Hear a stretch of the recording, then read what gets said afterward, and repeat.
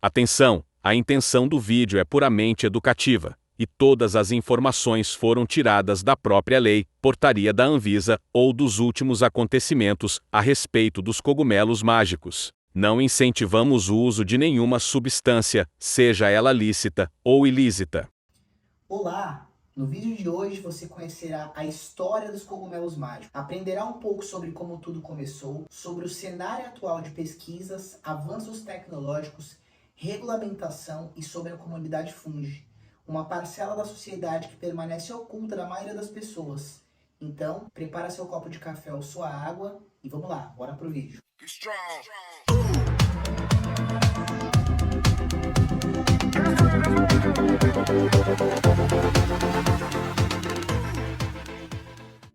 A história dos cogumelos mágicos. Para falar dos cogumelos mágicos, temos que conhecer primeiro quem foi Maria Madalena Sabina, ou, como nós a conhecemos, Maria Sabina. Nascida em 22 de julho de 1894 em Huatla, Maria Sabina é uma referência nos saberes originários mazatecas, principalmente quando o assunto são cogumelos mágicos.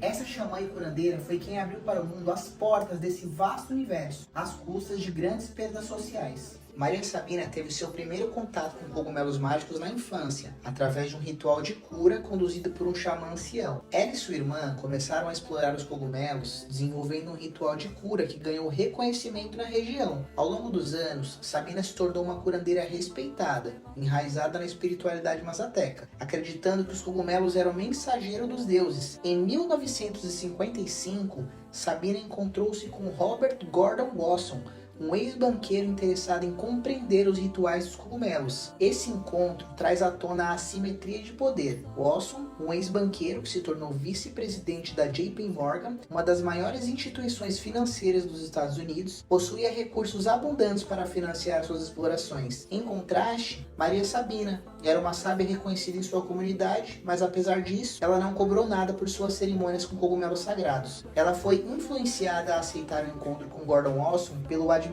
municipal de Huatla, Dom Caetano. Em uma entrevista nos anos 70, Wasson admitiu que a mazateca foi convidada por Dom a realizar a cerimônia. Ela sentiu que não tinha outra opção senão concordar. Isso resultou em uma exposição internacional sem precedentes para Sabina e sua prática, mas também trouxe uma exploração insensível da cultura mazateca por parte de turistas e pesquisadores. Sabina expressou preocupação com a erosão dos valores e espiritualidade de sua comunidade, devido à atenção internacional desequilibrada. Maria Sabina faleceu em 22 de novembro de 1985, aos 91 anos de idade, na cidade em que nasceu. A vida e trabalho de Maria Sabina serve como um testemunho poderoso do papel dos cogumelos mágicos na espiritualidade mazateca e, por extensão, na espiritualidade moderna. Ao compartilhar seus conhecimentos e práticas, mesmo diante das dificuldades e da assimetria de poder, Sabina abriu as portas para a compreensão e apreciação dos benefícios espirituais dos cogumelos nos tempos modernos. Seu legado continua a inspirar aqueles que buscam uma conexão mais profunda com a natureza e o divino através das poderosas medicinas.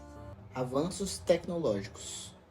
No Brasil, as primeiras pesquisas com cogumelos mágicos começaram na década de 90, com o pesquisador e médico psiquiatra Dr. Dartil Xavier da Silveira, que conduziu pesquisas sobre o uso terapêutico de substâncias psicodélicas, incluindo os cogumelos psilocibinos no Brasil. Suas pesquisas abordaram diferentes aspectos, como a eficácia dessas substâncias no tratamento de transtornos mentais, como a depressão e o transtorno de estresse pós-traumático. Ele também investigou os efeitos psicológicos e neurobiológicos dos psicodélicos, contribuindo significativamente para o avanço do campo da psicoterapia assistida por psicodélicos no Brasil. Atualmente, várias instituições brasileiras estão conduzindo pesquisas sobre psicoterapia assistida por psicodélicos no Brasil. Algumas das instituições envolvidas nesse tipo de pesquisa incluem a Universidade Federal de São Paulo, Unifesp, o grupo liderado pelo Dr. Dartil Xavier da Silveira, mencionado anteriormente, continua conduzindo estudos sobre o uso terapêutico de psicodélicos, incluindo psilocibina. A Universidade Federal do Rio Grande do Norte,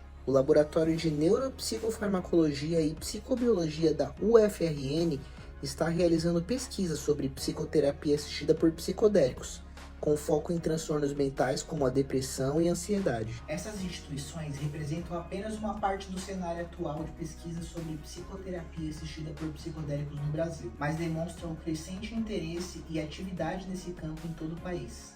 Regulamentação.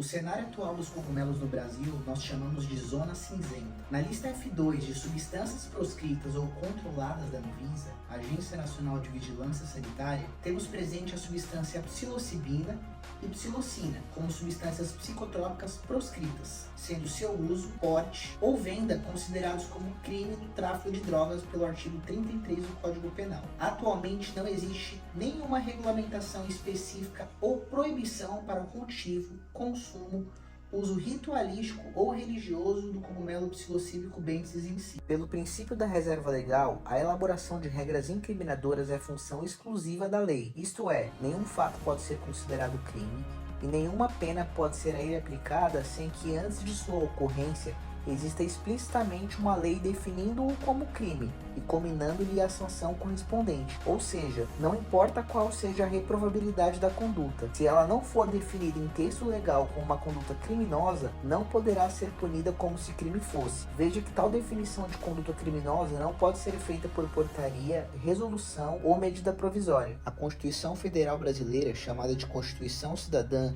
editada em 5 de outubro de 1988, consagrou o princípio da legalidade e da anterioridade da lei penal, dizendo que ninguém é obrigado a fazer ou deixar de fazer algo, senão em virtude de lei, e que não há crime sem uma lei anterior definindo este crime.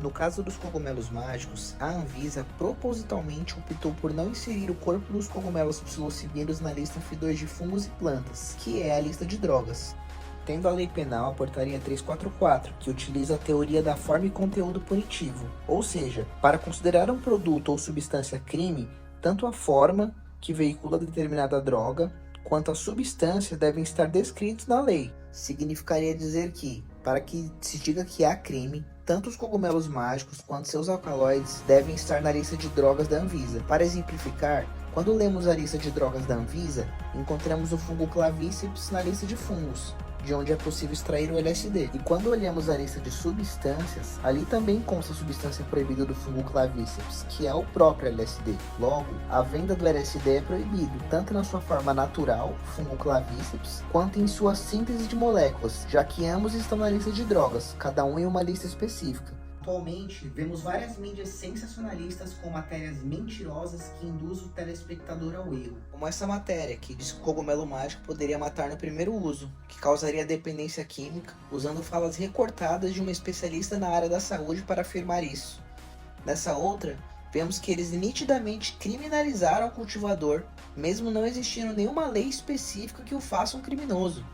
Entramos em contato com a Anvisa para obter informações a respeito de intoxicações ou mortes pelo uso de cogumelos mágicos no Brasil, a fim de obter uma informação mais fidedigna e, segundo eles, não existe nenhum caso de intoxicação ou morte informados no banco de dados de gerência de farmacovigilância, o que reforça a desnecessidade de sua criminalização, considerando que o uso do fungo não acarreta qualquer risco à saúde pública ou à saúde do cidadão, não traz lesividade social e não há prejuízo social do seu uso. Baseado nos últimos acontecimentos e por se tratar de uma zona cinzenta, ainda há muita dúvida, inclusive das instâncias policiais, sobre a legalidade ou não do cogumelo. Portanto, quando um policial recebe uma denúncia de tráfico de drogas, ele tem por obrigação do seu trabalho investigar o ocorrido, chegando muitas vezes ao cultivador. Uma amostra então do material é levada para a perícia, que encontra a psilocibina. Então o delegado segue com o procedimento comum de tráfico de drogas. O cultivador então passa pela audiência de custódia, que geralmente ocorre no dia seguinte. Ele é liberado e responde o processo em liberdade.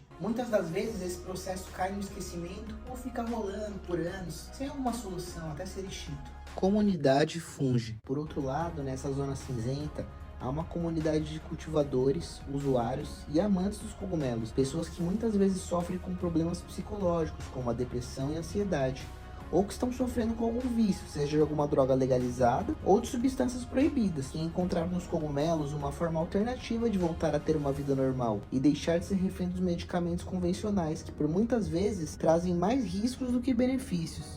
E não é difícil você encontrar na internet algum fórum, grupo ou canal do YouTube que ensina o passo a passo no cultivo, protocolos de tratamentos ou psicoterapeutas que utilizam os cogumelos como ferramenta de transformação e ajuda para essas pessoas que têm sofrido com esses problemas de saúde. Mas por se tratar de um mercado que movimenta muito dinheiro, infelizmente não é incomum você ver também um cultivador denunciando o outro pelo simples fato de serem concorrentes, o que traz ainda mais retrocesso e ainda mais matérias incriminatórias que podem manchar a imagem dos cogumelos para quem está de fora da bolha. Ou até pior, gerar algum precedente negativo que fará com que o cogumelo seja reclassificado e considerado de fato proibido, dificultando ainda mais o acesso das pessoas que realmente precisam do cogumelo para ter uma melhor qualidade de vida.